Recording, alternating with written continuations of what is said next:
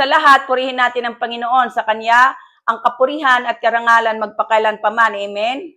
Okay, John 21 verse 15, nasusulat na, pagkakain nila, tinanong ng Panginoon si Simon Peter, iniibig mo ba ako ng higit kaysa mga ito? Okay, ang senaryo dito ay ang ikatlong beses na pagpapakita ng Panginoon sa kanyang mga alagad pagkatapos niyang mabuhay na muli. Sinasabi dito sa John chapter 21 na ang Panginoon ay kumain na kasama ang kanyang mga alagad pagkatapos niyang mabuhay na muli. So pagkatapos nilang kumain, tinanong ng Panginoon si St. Peter, iniibig mo ba ako? Tinanong ng Panginoon si St. Peter ng 3 beses at sa ikatlong beses niyang tanong, nalungkot si St. Peter ayon sa kasulatan. Ito'y dahil naalaala ni St. Peter na itinatwa niya ang Panginoon ng 3 beses. Sa apat na gospel, sa Matthew chapter 26, sa Mark chapter 14, Lucas chapter 22 at sa John chapter 18, mababasa natin doon na itinatwa ni St. Peter ang Panginoon. Nang tanungin si St. Peter kung isa siya sa kasamahan ni Jesus, sinabi ni St. Peter na hindi niya nakikilala ang Panginoon ayon sa apat na gospel. Ngunit noong naghahapunan ng Panginoon, ng huling hapunan kasama ang kanyang mga alagad, sinabi ng Panginoon na sa gabing ito ako'y iiwan ninyong lahat, gaya ng nasusulat sa kasulatan, papatayin ko ang pastol at mangangalat ang mga tupa. Ngunit pagkatapos na ako'y muling mabuhay, mauuna ako sa inyo sa Galilee. Sumagot si St. Peter, kahit naiwan kayo ng lahat, hindi ko kayo iiwan. Sinabi ng Panginoon na tandaan mo ito, bago sa gabi ring ito, bago tumilaok ang manok, maikatlo mo akong itatatwa. Ngunit matigas na sinabi ni St. Peter na kahit na ako patayin kasama ninyo, hindi ko kayo itatatwa. Gayon din ang sinabi ng mga alagad. Ito yung nasusulat sa Matthew chapter 26 verse 31 to 35. So nang aristuhin na ang Panginoong Hesus sa gabi ring mismo ng huling hapunan, ay iniwan nga siya ng kanyang mga alagad. Tumakas ang mga alagad ayon sa Matthew chapter 26 verse 56. Ito'y upang matupad ang nasusulat sa Isaiah chapter 53 verse 6 na tayong lahat ay parang mga tupang naligaw, nagkanya-kanya tayo ng lakad. Ngunit inibig ng Panginoon na sa Kanya, kay Jesus Christ, ipataw ang parusang tayo ang dapat tumanggap. Ngunit si St. Peter ay sumunod sa Panginoon sa bahay ni Caifas, kung saan dinala ang Panginoon ng mga dumakip sa Kanya.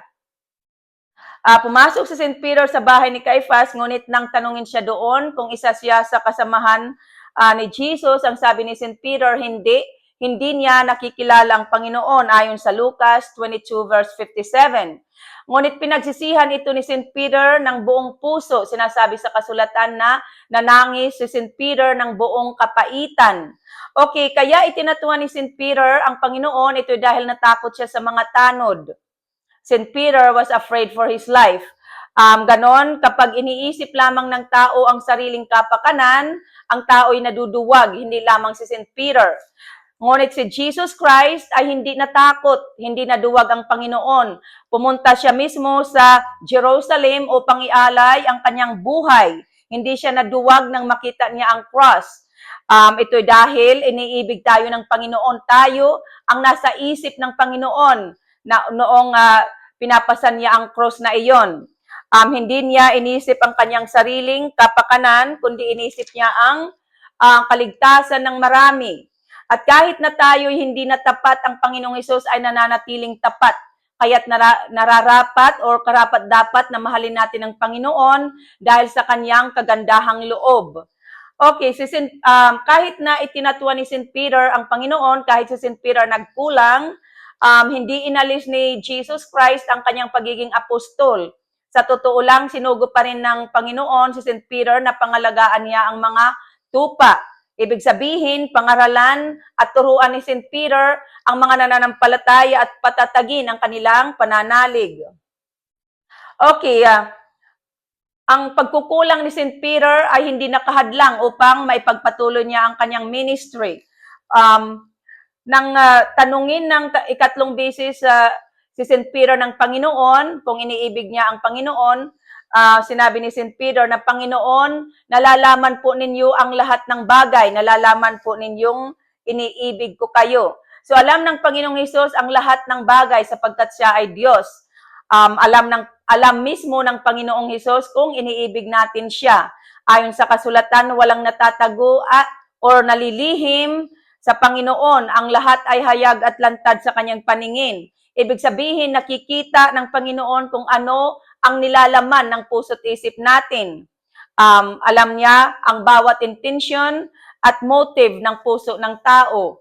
Ngunit kailangan pa rin sabihin natin or ipahayag natin na iniibig natin ang Panginoon. Gustong marinig ng Panginoon mula mismo sa ating bibig na iniibig natin siya. Kaya niya tinanong si St. Peter.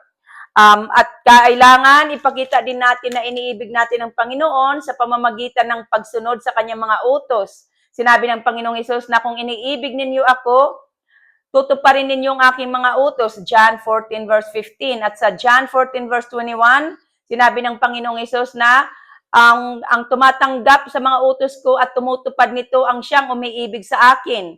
Ang umiibig sa akin ay ibigin ng aking Ama, ibigin ko rin siya at ako'y lubusang magpapakilala sa kanya.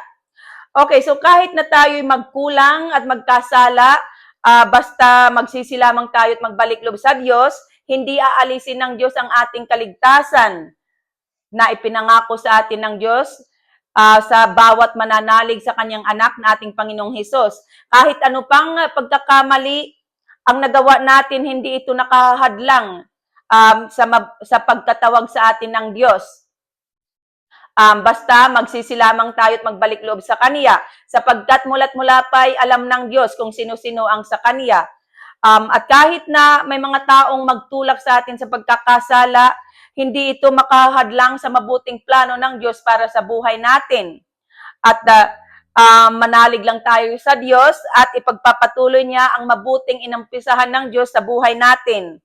At ang masamang hangarin ng tao sa atin ay ipinahihintulot ito ng Diyos sa ikabubuti natin. At ang masamang hangarin ng tao sa atin ay gagawin itong blessing or pagpapala ng Diyos para sa buhay natin at sa ating kapwa. Ito nasusulat sa Genesis chapter 50 verse 20.